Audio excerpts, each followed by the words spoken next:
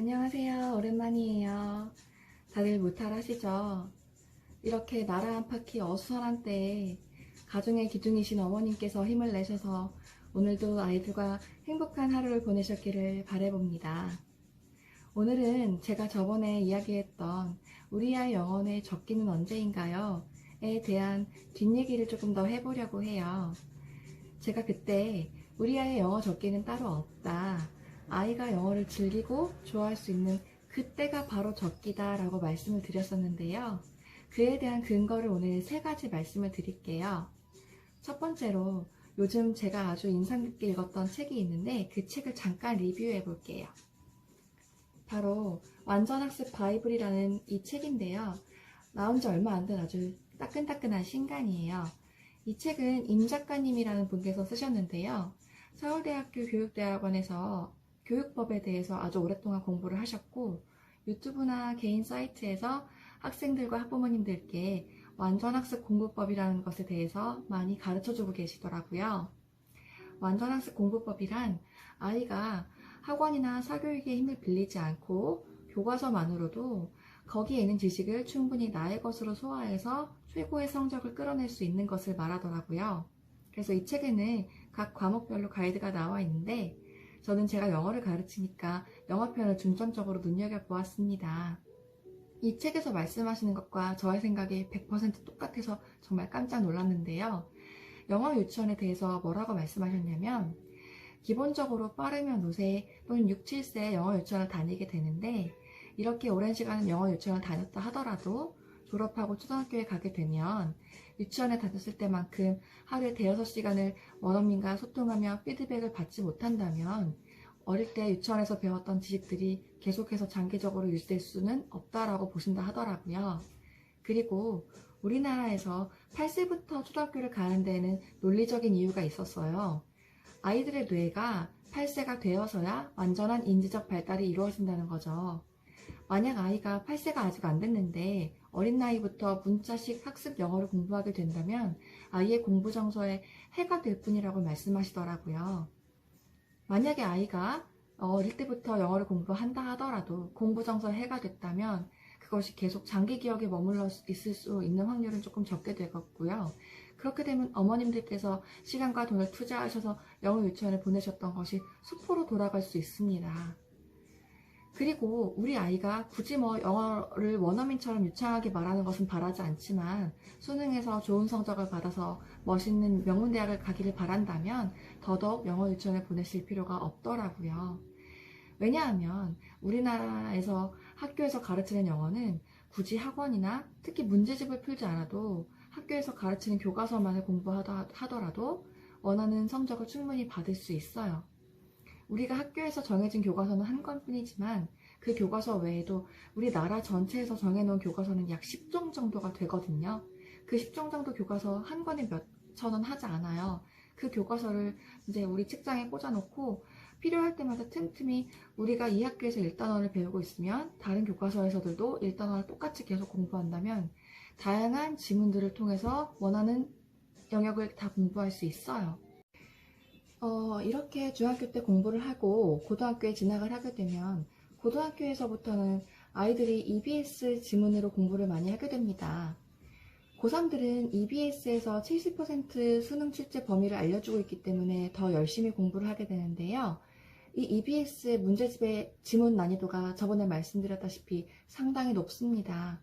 그래서 이 EBS 문제집들을 숙지해서 열심히 공부한다면 우리가 모르는 외부 지문이 나온다 하더라도 당황하지 않고 잘 풀어낼 수 있어요. 그래서 우리 아이들이 정말 사교육 없이도 충분히 학교에서 교과서와 EBS만을 가지고도 좋은 성적을 낼 수 있습니다. 정말 그런지 이제부터 다른 예를 들어드릴게요. EBS 강사 샤이니쌤이라고 한번 들어보셨나요? 네이버에 EBS 샤이니쌤이라고 쳐보시면 선생님이 나오신 블로그나 유튜브 동영상들이 뜰 거예요. 한번 잠깐 보시면 이 선생님의 매력에 빠져서 헤어나오시기 어려울 겁니다. 이 선생님은 이름이 샤이니이신 것처럼 정말 샤이니 하세요. 얼마나 예쁘고 영어도 잘 가르치시는지 지금 한 달에 거의 다른 사람의 연봉만큼 벌고 있다 하시더라고요. 연봉 7천 정도를 대입해 본다면 월 7천을 벌고 계시는데 그러면 1년이면 한 8억 정도가 되겠죠. 정말 대단하지 않으신가요? 얼굴도 예쁘고 영어도 잘하고 발음도 정말 뛰어나서 저는 이 선생님이 교포분이신 줄 알았어요. 그런데 정말 이분이 말씀하시는 걸 듣고 깜짝 놀랐습니다. 언제부터 영어를 공부하셨는지 아시나요? 이분이 중학교를 진학하고도 한참 뒤에 영어를 공부하셨대요. 처음에 입학해서 친구들은 다 ABCD를 아는데 선생님만 몰라서 그렇게 5줄 그려져 있는 영어 공책에다가 ABCD를 겨우겨우 다 외웠는데 선생님이 자 이제 소문자를 외울 시간이다 라고 말씀하셔서 정말 깜짝 놀랐다고 하셨습니다. 그리고 THIS, this 이것을 어떻게 읽는지 몰라서 그 밑에다가 음을 하나하나 다 적으셨었다고 했어요. 이렇게 영어의 영자도 모르는 거의 까막눈이셨는데 지금은 우리나라 EBS의 최고의 명강사가 되셨죠. 그럼 어떻게 선생님은 영어를 공부했고 갑자기 왜 이렇게 잘하게 된 거죠? 그 비결은 아주 단순하고 작은 것에 있었더라고요. 선생님께서는 형편이 어려우셔서 학원을 따로 다니지 않고 집에서 주로 시간을 보내셨는데 그때 엄마 아빠가 듣던 라디오를 우연히 듣다가 랄랄랄랄랄랄랄라 이렇게 되는 팝송을 들으셨다고 합니다. 여러분도 들어본 적 있으시죠? 그런데 이 팝송을 듣자마자 세상에 이렇게 아름다운 목소리로 이런 노래를 부르는 사람이 있다니 충격에 빠지신 거예요. 그래서 그때 당시 어려운 형편이었지만 엄마에게 엄마 5,000원만 주세요 라고 부탁을 해서 레코드숍에 달려가서 그 테이프를 사옵니다. 그래서 그날부터 그 레코드 테이프에 있던 그 가사집들을 공부하기 시작을 하는데요. 선생님의 목표가 생겼어요. 드디어. 바로 이 노래를 부른 가수와 결혼하기였습니다. 우선 이 가수를 만나려면 이 가수와 만나서 이제 선생님이 그 가수와 이야기를 나눠야 되잖아요. 이야기를 나누고 또 그 가수가 말한 얘기를 들어야 되잖아요. 그래서 리스닝과 스피킹을 공부하셨고요. 또 가수와 편지를 쓰고 주고받고 답장을 해야 되니까 읽고 쓰기도 하신 거예요. 리딩과 라이팅도 하신 거죠. 오로지 그 가수와 결혼하겠다는 그 일념으로 선생님은 영어의 모든 영역을 열심히 공부하셨던 거예요. 그래서 한국외대 영어과를 가셨고 지금은 EBS의 명강사가 되셨습니다. 아주 단순한 시작에서 출발을 하셨죠. 자, 그러면 이 선생님도 학교에서 공부한 것이 다였고 가정 형편 때문에 학원 하나 다니지 않고 오로지 교과서만을 공부하셨는데 좋은 결과를 이뤄내셨어요. 자, 그럼 이번엔 저의 얘기를 한번 해볼게요. 저는 지금 17년째 수많은 아이들에게 영어를 가르치고 있고요. 지금도 하루 종일 영어를 읽고 쓰고 듣고 말하고 있습니다. 그리고 이렇게 영어를 업으로 하는 저의 직업이 저는 정말 좋아요. 그러면 저는 언제부터 영어를 공부했을까요?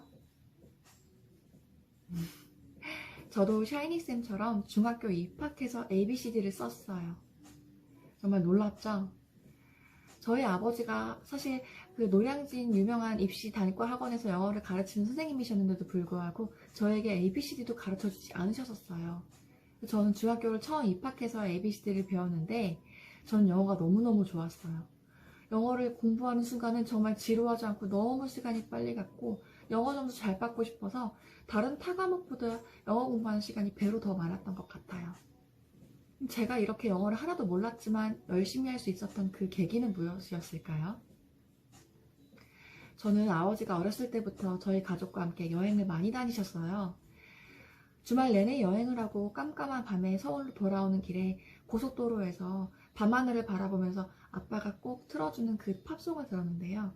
아빠가 주로 마이웨이를 많이 드셨어요. 마이웨이 아시죠? 그때 그렇게 밤하늘을 바라보면서 아빠가 틀어주는 팝송을 듣는 게 얼마나 좋았는지 몰라요. 그 영향 때문인지 저는 지금도 제가 힘들거나 스트레스를 받은 날에는 꼭 차를 타고 나가서 드라이브를 하면서 팝송을 듣곤 해요. 저는 이렇게 어렸을 때도 초등학교 때도 중학교 때도 다른 친구들은 H.O.T나 잭스키스를 좋아했을 때 저는 브리트니 스피어스나 백스트리트 보이스나 엔싱크를 좋아했었어요. 배우도 한국 배우보다는 다 외국 배우들을 좋아했고 외국 영화나 외국 드라마들을 많이 보았었는데요. 그렇게 영어를 좋아하다 보니까 잘하게 되었고 딱히 사교육을 받지 않았지만 영어 교과서만을 공부하고 그저 시중에 나와 있는 그냥 리딩 튜터 같은 문제집 한두 권만 풀었는데도 영어가 1등급이 나왔었어요. 열심히 했기 때문이죠. 제가 지금까지 말씀드렸던 이 앞서 두 분과 저의 얘기를 들으시니까 공통점이 떠오르시나요? 자, 영어라는 것은 이렇게 적기가 따로 없습니다.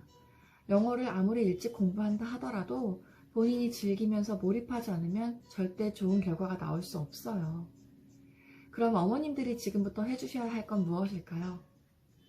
샤이니 선생님의 어머니 아버님이 가지고 있던 라디오를 들으면서 선생님이 영어의 꿈을 키웠던 것처럼, 저도 아빠가 여행에서 돌아오는 길에 틀어주셨던 팝송을 들으면서 영어가 좋았던 것처럼 어머님들도 아이들에게 영어 노래를 많이 들려주시고 영어로 된 이야기 책을 읽어주신다면 아이들이 점점 더 영어에 흥미를 갖고 좋아하게 될 거예요.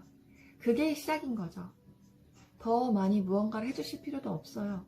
그저 영어는 즐겁고 좋은 거야 라는 느낌만 주셔도 괜찮습니다.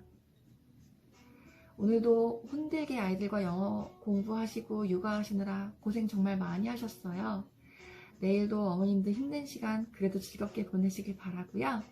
다음엔 좀 더 좋은 영상 들고 또 찾아올게요. 오늘도 저의 유튜브 채널에 놀러와 주셔서 고맙습니다. 들어가시고 다음에 또 뵐게요.